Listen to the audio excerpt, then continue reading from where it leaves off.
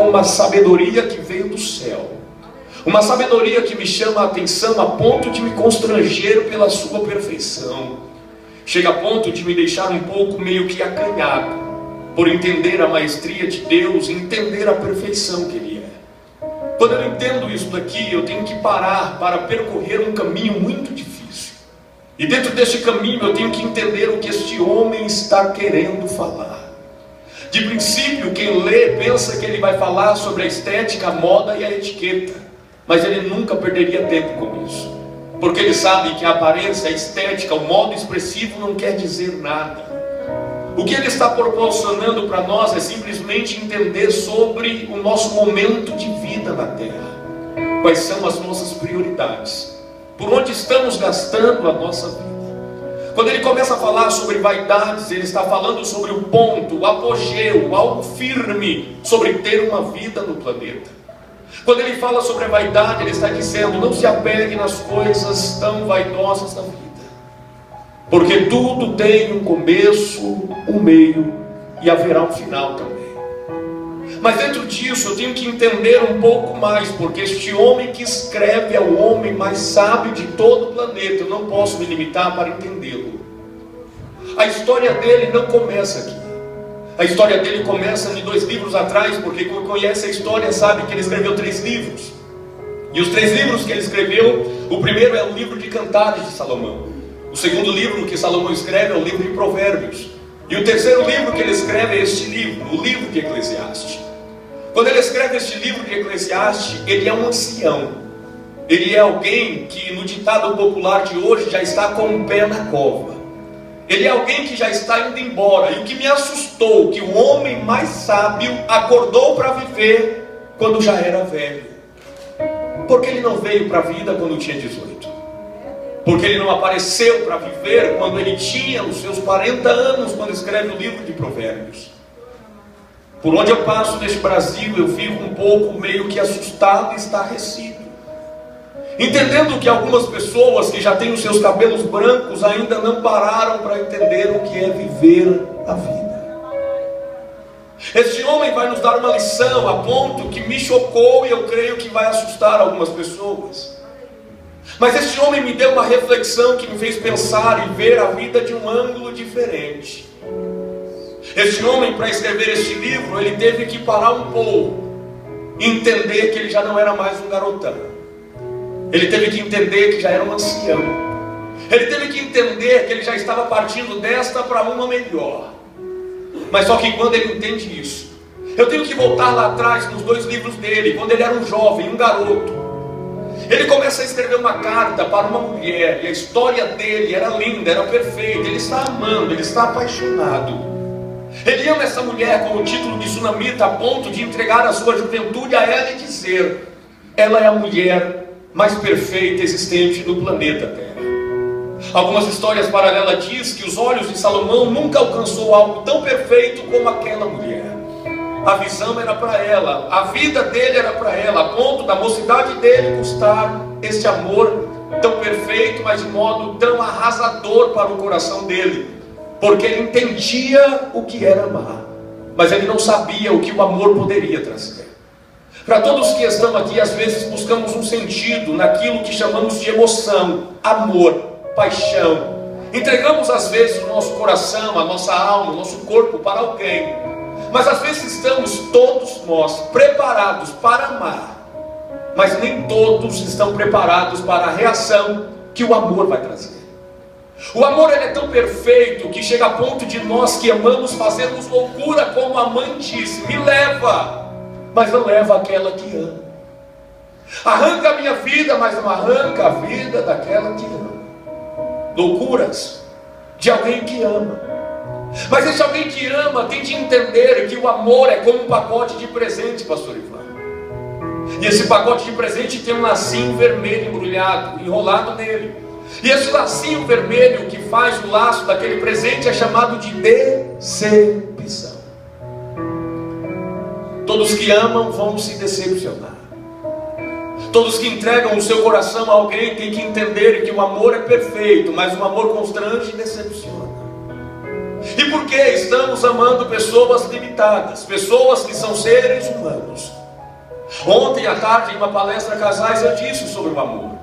E falei que o amor ele é tão perfeito a ponto de superar todas as coisas, disse o apóstolo Paulo. O amor é tão perfeito que ele machuca, mas o amor também sara. Aleluia. Eu aprendo com Jesus um amor que é tão maravilhoso, o amor ágape, que ele um dia olhou para tudo, foi traído, negado, rejeitado, mas ele não ligou, porque o amor superou as dificuldades. Você que está aqui hoje e procura um sentido na sua vida sentimental, o meu Deus, Ele está dizendo: o amor que você sente hoje vai superar as dificuldades daquele amado que você tanto entregou à sua vida. Aleluia. Tem coisas que às vezes atrapalham a nossa vida cotidiana, a nossa vida sentimental. Mas nessa noite de hoje, meu Deus trará restauração para o amor de muitas vidas aqui nesse lugar. Aleluia. Eu quero acreditar que o poder desta palavra vai colocar algumas famílias, algumas pessoas a pensar um pouco mais o que é viver com uma família, o que é ter o amor por alguém, o que é se entregar para montar uma história perto de alguém. Este homem agora, com este pensamento, eu estou aqui tentando imaginar um pouco o que ele estava passando quando foi decepcionado pela Sunamita. É meio constrangedor, mas a história deste homem não para na primeira decepção. Ele entende que a decepção não veio para a morte, e sim para o seu próprio crescimento. Ele entendeu que a dificuldade dele não era para ele parar ali, mas continuar crescendo e aparecendo. Mas a vida não parou. Esse homem chega aos 40 anos rápido, escreve o livro de Provérbios, e do livro de Provérbios nasce o livro mais incrível do Antigo Testamento. O livro de Provérbios eu até demorei um pouco para entender no sistema teológico se foi um homem mesmo que escreveu, porque é um homem tão sábio que está escrevendo, que ele começa a deixar pontos, e quem pega o livro de Provérbios e aplica na sua vida, sempre haverá sucessos de vida. Esse homem com tamanha sabedoria entendeu que a vida dele tinha que ser uma vida regrada para tudo aquilo que ele queria, a ponto de ele se organizar e viver e colocar em prática tudo o que ele escreveu, a ponto de se tornar o homem mais rico de todo o planeta, a ponto de ter as coisas mais perfeitas de todo o planeta, a ponto de alguém olhar para ele e dizer: olha, Salomão, o jardim que você tem é o jardim mais perfeito do planeta Terra. Esse homem não se limita, mas só que ele parou um dia e entendeu que a vida dele não para. Eu vou te pedir para você me ajudar. Olhe para esse irmão que está do seu lado e diga para ele: a tua história não para. Esse homem entendeu. Esse homem entendeu de uma forma tão perfeita, que ele olhou agora para tudo e disse: a minha história não para, eu tenho que continuar a viver. Ele continua. Mas numa certa manhã, ele está dormindo, tranquilo, sossegado, como outras manhãs. Mas só que ele acordou meio que cansado e foi se despreguiçar. E ao se despreguiçar, ele percebeu algo na mão. E quando ele olha para a mão dele, ele percebe que a mão dele já não é tão lisa quanto o garoto que amou a Sunamita.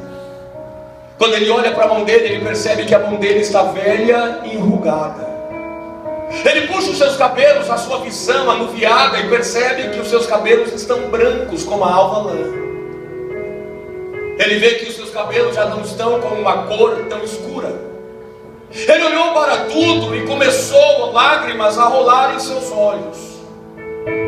E uma pergunta ele fez para ele mesmo, mas com um grito: ai!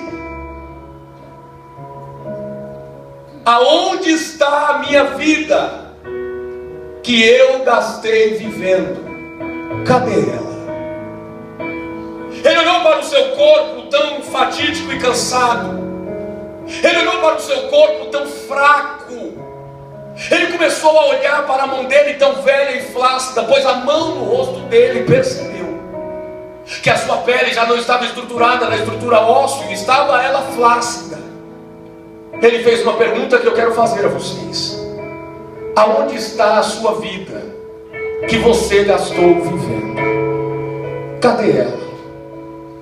Aonde foi parar a sua história, a sua vida que você gastou vivendo ela? Aonde ela foi? Será que a sua vida está encaixada na casa própria que você tem hoje? Será que a sua vida está encaixada no carro que você porta hoje? Será que a sua vida está resumida naquilo que você traja hoje? Aonde foi parar a sua vida que você gastou vivendo ela? É uma pergunta que nos faz pensar. De fato, aonde foi a minha vida? Eu parei ontem para pensar, voltando de uma das palestras a jovem de manhã, e vi aqueles jovens e falei, de fato, esses jovens alegres aqui, mas aonde foi a minha vida que eu gastei vivendo ela? Será que a minha vida está na onde? Procurei, não encontrei. Aí entendi o que um homem tão sábio disse: quando forem construir, não junteis tesouros aonde a traça corrói, aonde o ferrugem come, mas juntais tesouros no céu, aonde a traça não pode comer, aonde o ferrugem não pode comer, aonde as coisas vão e não vão, vêm, não vão, aonde as coisas ficam novas. Eu consegui entender algo que ele quis passar, mas eu não consegui entender 100% o que Salomão quis dizer. Salomão, ele perguntou: onde foi a minha vida? Aonde ela está agora? Chega um ponto da nossa vida que nós paramos e perguntamos: aonde de fato foi a minha vida?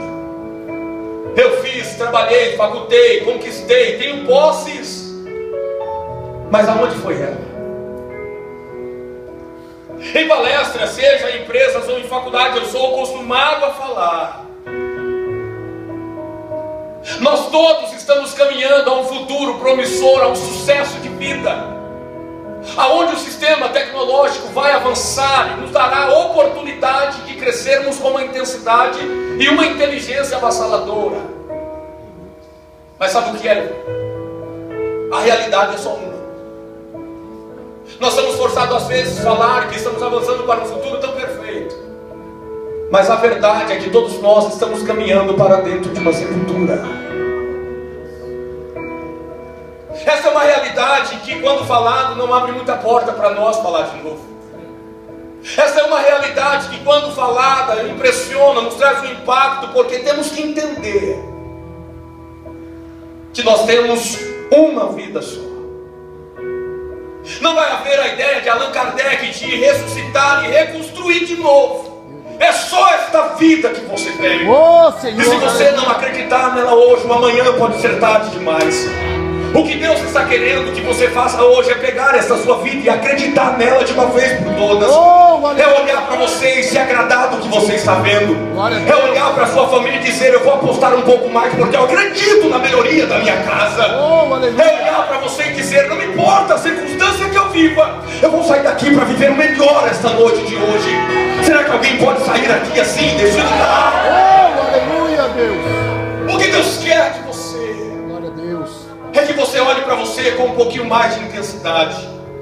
O que eu quero aqui ocasionar em você é uma palavra tão simples que diz: no tempo de ceia, examine o homem a si mesmo.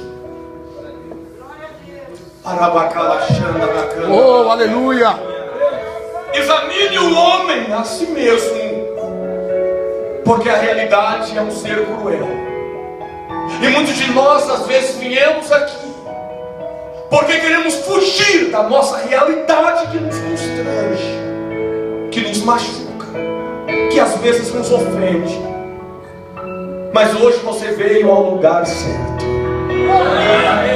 Você pode dar um glória a Deus por isso? Glória a Deus!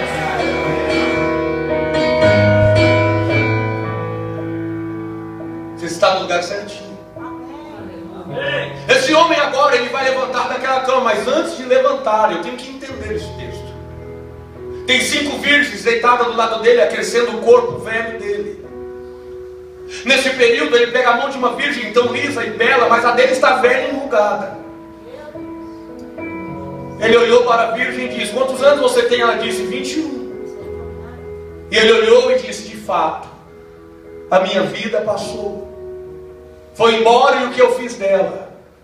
Ele levantou da cama, chegou a um local e começou a dizer palavras de um pregador, filho de Davi, rei em Jerusalém. Ele olhou para tudo que ele tinha: a casa perfeita, as carruagens, as éguas ligeiras, os cavalos de mangalá.